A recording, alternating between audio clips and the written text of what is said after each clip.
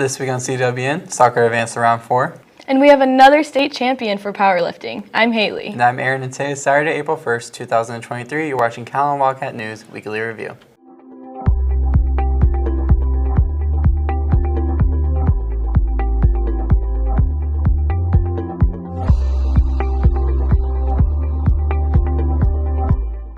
We're back for another show today. Man, this week has been chaotic. It's already April and prom is just around the corner. Yeah, I went and got fitted for my tux this last Wednesday. How's dress shopping been? It's been super great. I've seen so many pretty dresses and I'm really excited for this year's prom. I bet I am too.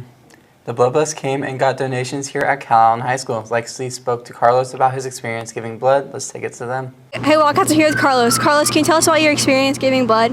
Overall, my experience has been good.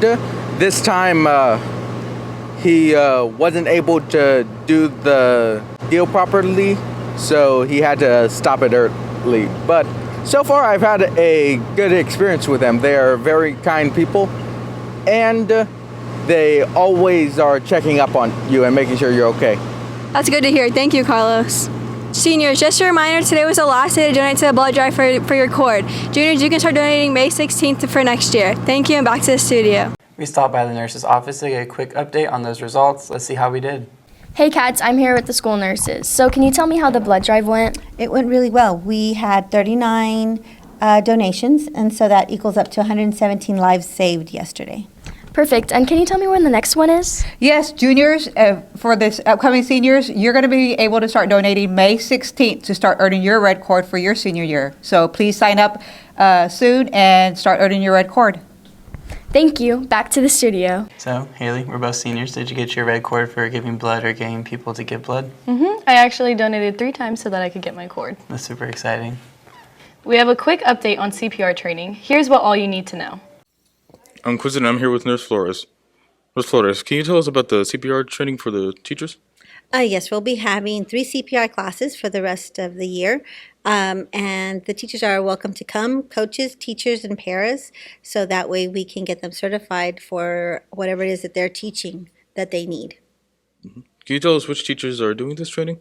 Some of the teachers will be coaches, some UIL teachers, some of the paras that might need it as well. Those are the people that will be attending. Is there a reason why that they're doing this? Or? Yes. So a lot of the teachers, when you become a teacher, their certification requires that they have CPR and first aid training. That's just part of their certification, just like nurses. Well, thank you for your time. Back to you. Our cafeteria was inspected by the kitchen cops, and they received a perfect score. Callie has a rundown for us. Callie, I'm here with Miss Pena. Miss Pena, y'all were judged by the kitchen cops. Can you tell me more about that, please? Yes. Normally she comes by and she checks our warmers, our food, making sure our temps are correctly temped, and she also checks on the cleanness of the kitchen, making sure everything's wiped down clean and all warmers equipment is working properly. Okay, and can you tell me what y'all scored on that? We scored 100, and that's the most we can get in the kitchen. So we did awesome. Okay, well, congratulations, and back to the studio. Last weekend, we had Calallen's annual Walk for Colton. The Walk for Colton is a suicide awareness walk in memory of Colton Page, a former student and baseball player here at Calallen. Many of our NJHS members and other students at Calallen volunteered and participated in the walk to not only remember him, but spread awareness on suicide prevention. Remember, you are not alone. If you need help, please reach out to someone you can trust or call the Suicide Prevention Hotline 988. Mrs. Johns continues to keep her chemistry classes busy with labs. This week, they made popcorn. Listen into the science wing for that lab. Hey Cats, I'm Maddie and I'm here with Miss Johns. And Miss Johns, I heard y'all were making popcorn. Can you explain why? Sure. Of course, it's a Friday fun day to make popcorn, but we're doing gas laws. And so the other day, we pretended we were making airbags and calculating the moles to fill up a bag with the moles of carbon gas. And so today, what we're doing is we're trying to find the pressure inside a popcorn kernel to make it pop, because the idea is there's water inside a kernel, you heat it up, it turns into gas, you heat the gas up, that starts moving faster and faster, creates more pressure. At some point, it pops the kernel open. And so we made some assumptions. We made a few assumptions on our math, but still it's an opportunity for them to take data, make popcorn. Maybe they've probably never made, I don't know if they've made stovetop popcorn before. I grew up making that before microwave popcorn. I'm that old. And so it's kind of a neat skill, something they can do at a campfire now. But hopefully at the end of it, by getting the volume, I did it for them previously. We did water displacement for that, and we used the temperature, the boiling point of oil, and to find the pressure in the popcorn. Whatever makes the pressure that had to create the inside the kernel that makes it go pop. That's what we learned in class. We've been doing the ideal gas law, but now they actually get to see it was something they enjoy. That's fantastic. Thank you, and back to the studio. UIL academics had their district meet last weekend. Our team had an excellent performance, resulting with a lot of individual district champions and a second place finish overall for the whole entire Calallen team. We managed to catch up with one of our UIL district champs. Let's send it to Isabella Garcia, your UIL accounting district champion. Hey Cats, I'm here with Isabella Garcia. So Isabella, I heard you got first place in accounting out of 9 people. Can you tell me more about that, please? Yes, so I was in accounting UIL, and in the accounting UIL you learn various GAAP, generally accepted accounting principles, and you are tested on your knowledge of those principles in various little hypothetical questions. Congrats, thank you, and back to the studio. And on this week's GP Student Report, let's send it over the bridge.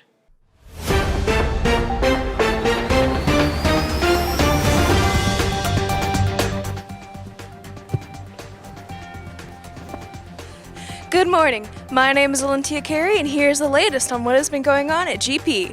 Students will be enjoying a 4-day weekend for Easter. I don't know. Probably gonna go hunt eggs or something. I don't know. Probably hide them, you know. I don't know. I'm gonna be finding a lot of eggs in places they shouldn't be. That's all I'm saying. I'm probably just gonna do barbecue, smash egg confettis. Hunting eggs. Hunting eggs. Hunting eggs. Hunting eggs. Robotics students went to state. All right, so the competition for us, it was pretty tough. We did some pretty well the first match, and then a few matches we kind of flipped over and stuff, which made it to 7th place. We ended up going to the semifinals. We lost in the semifinals because we were going up against the first place team, so it wasn't the easiest thing. Journalism students are moving on to state. I advanced a region in headline writing and copy editing. Culinary students helped serve and provide desserts at the Teacher of the Year banquet last week. We made mini cheesecakes for the Teacher of the Year banquet, and we made little mini GP chocolates to go with the cheesecakes. We made a raspberry sauce to go with them, and we put strawberries on them with mint leaves as well. And now, on to sports. Girls soccer played against Edinburgh on Monday. It was sad for the circumstances because Nicole ended up getting carted out, but I'm hoping that we'll win the game and keep going to it.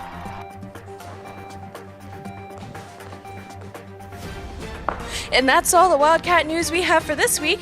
If you liked what you saw, you can check out these 2 QR codes. Now let's take it to Brooke with the rundown on sports.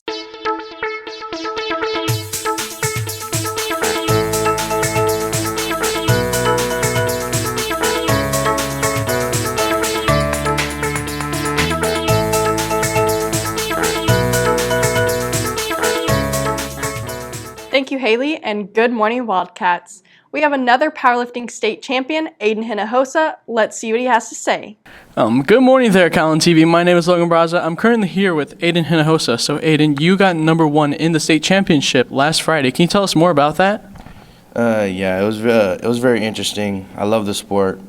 I mean, I totaled 1890. I got first place overall in the 275 weight class.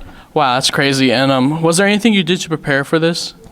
It was a lot. It was obviously there was some failures I had to go through, but I always have to push through them. I did consistent training, keep going on and on and on, never stopped. That's great to hear. And did you ever feel intimidated during the championship? I wouldn't say intimidated, more of kind of nervous because my goal this year was to win. Next year, I'm gonna go for all the records and hopefully get at least a good total. How much did you lift in each event? For squat, the most I did was 785. I mean, it looked pretty easy. It was pretty good. My bench was 500. My deadlift was 605. Congratulations on that. And we heard that you do plan on doing this championship next year. Do you think you'll do just as good as you did this year? I believe I'll end up doing better. I hope so. If everything goes right, I stay consistent and keep going. Well, we wish you luck on that, Aiden Hinojosa. And with that, now back to the studio.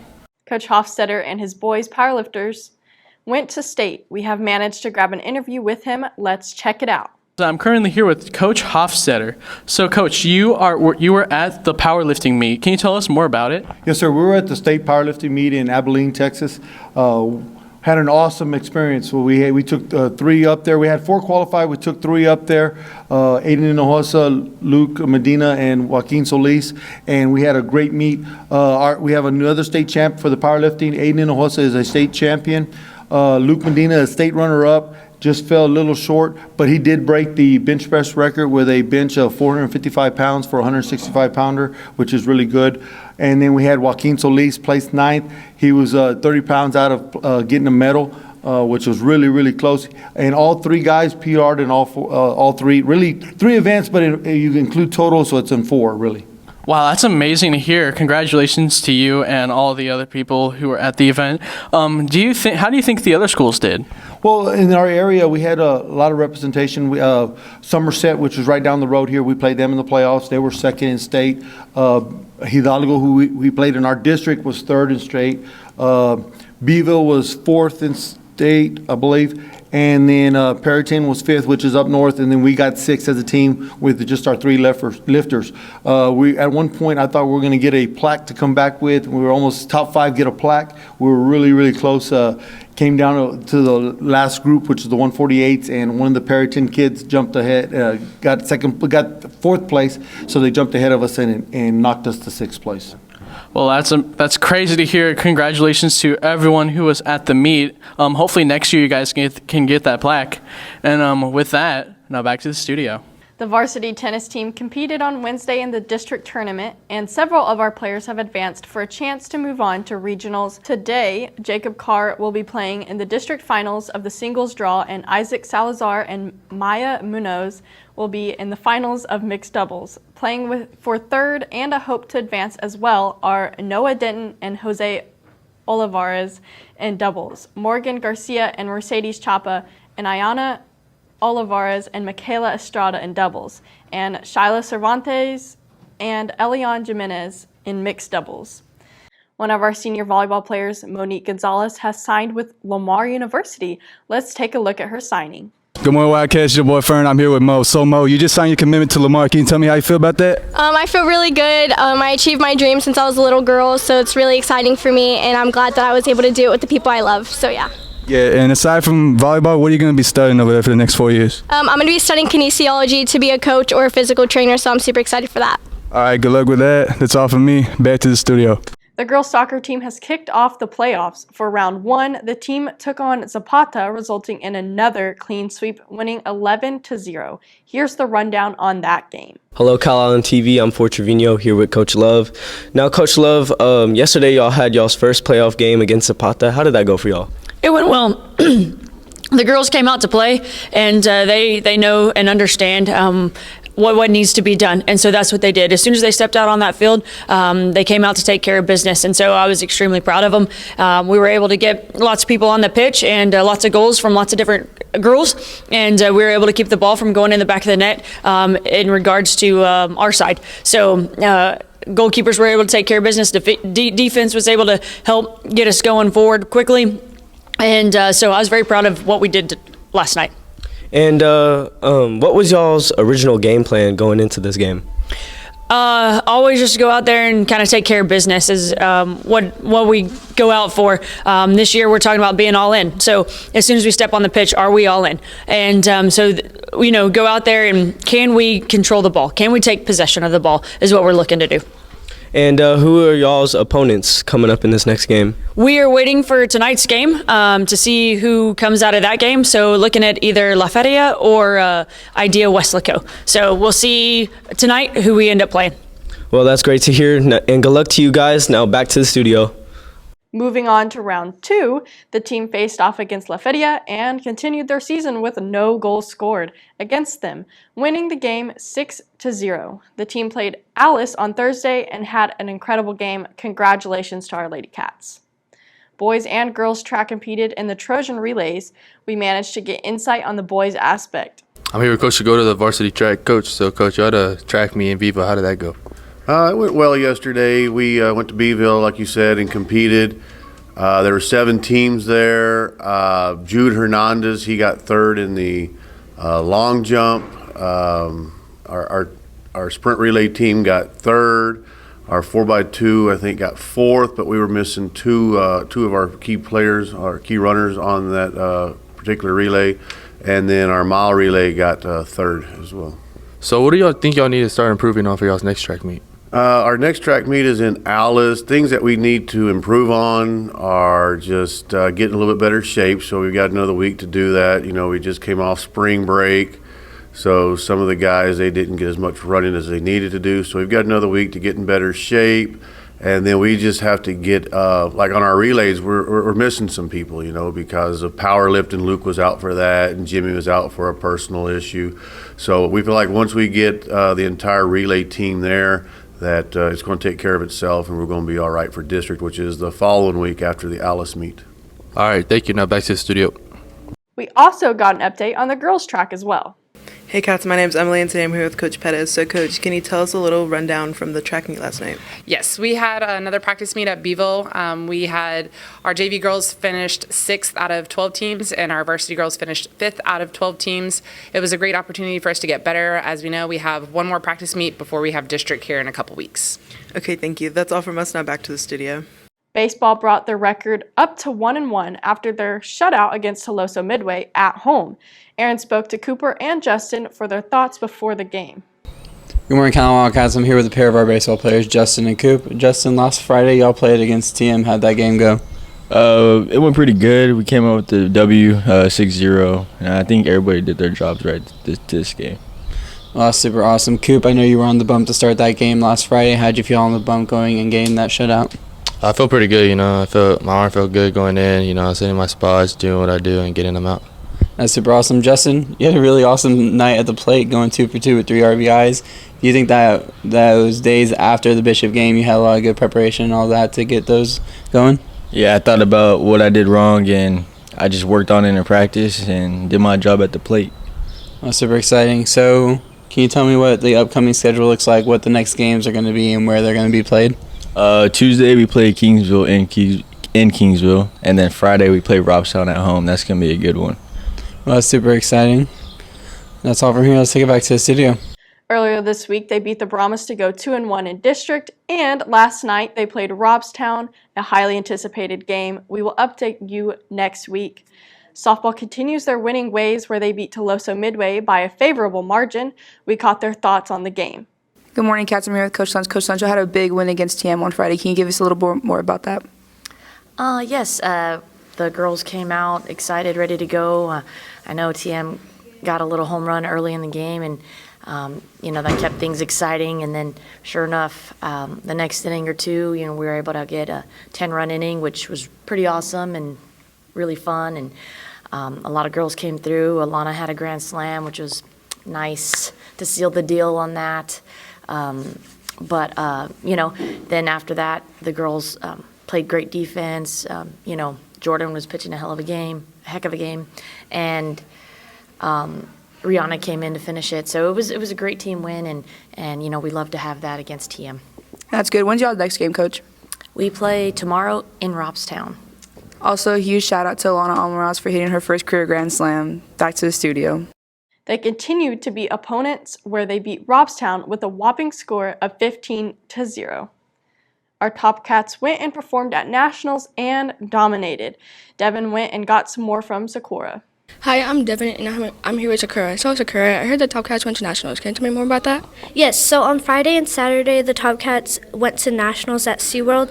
Our team Division 1 were awarded first place in our pom and hip hop, so we did really good. And then both of our duets placed first and second. And I'm super proud of how we did. We worked really hard, and I think we deserved what we got. Well, that's good. Congratulations. And that's it from here. Now back to the studio. And that's the latest on Calallen Sports. Back to you, Haley. Thank you, Brooke. Man, 2 state champion powerlifters, first Katie Lee Allen, second Ada Hinojosa. That's crazy. It is. Our powerlifting team is doing really well this season. Now here's Jace with today's weather forecast. How's it looking outside, Jace? Thank you, Haley. It's going to be looking nice. So let's take a look at today's weather, but first we got to thank our sponsor, Chick-fil-A. So right now it is 75 degrees Fahrenheit with a 20% chance of rain and winds coming out of the east-northeast at 8 miles per hour. And so looking into the rest for Saturday, at 12 o'clock it'll be 80 degrees Fahrenheit with a 20% chance of rain and winds coming out of the east at 10 miles per hour. And at 4 o'clock it'll be 84 degrees Fahrenheit with a 20% chance of rain and winds coming out of the east-southeast at 15 miles per hour. And lastly at 8 o'clock it'll be 75 degrees, so it will cool down a little bit with a 0% chance of rain and winds coming out of the east-southeast at 12 miles per hour. And for Sunday it'll be 86 degrees Fahrenheit with a 20% chance of rain and winds coming out of the south-southeast at 19 miles per hour. And so for all of our seniors here, keep in mind that there is only 48 days till graduation. That's all of your weather for this weekend. Let's take it back to the main anchors. Thank you, Jace. No problem. Man, that number gets lower and lower. And that's all your announcements for today, but now it's time for your joke of the day. So guys, what kind of notebook does a forest use? I don't know, Aaron. What kind? A tree ring binder. For all you social people out there, make sure you're following us on Facebook, Twitter, and Instagram at Calallen TV for all the latest updates. Also, subscribe to us on here, YouTube, to catch all our latest videos. And as always, Stay classy, Calallen.